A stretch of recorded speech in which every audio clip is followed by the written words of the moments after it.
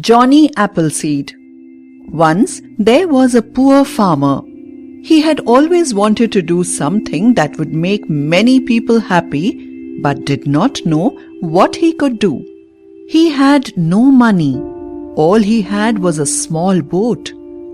As he trudged along one day, he saw some old sacks lying under a tree. Suddenly, he had a splendid idea.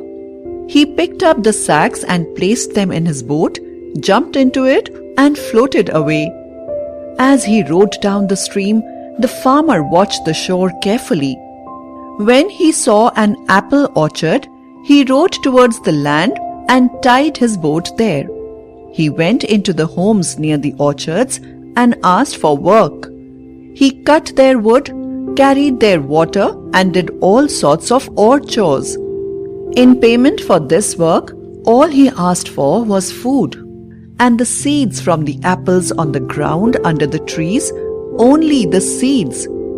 The people were very surprised at what he wanted for his work. As he cut the fruit, the children of the neighborhood gathered around him.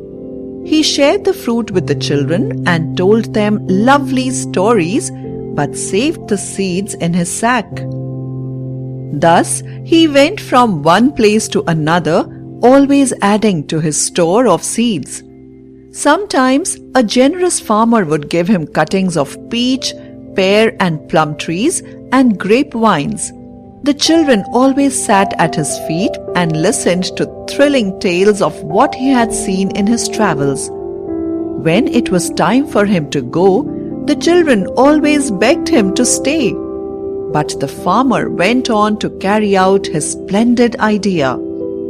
Then, one day, he reached a place where no one lived. Here he paused, because this was exactly what he was looking for.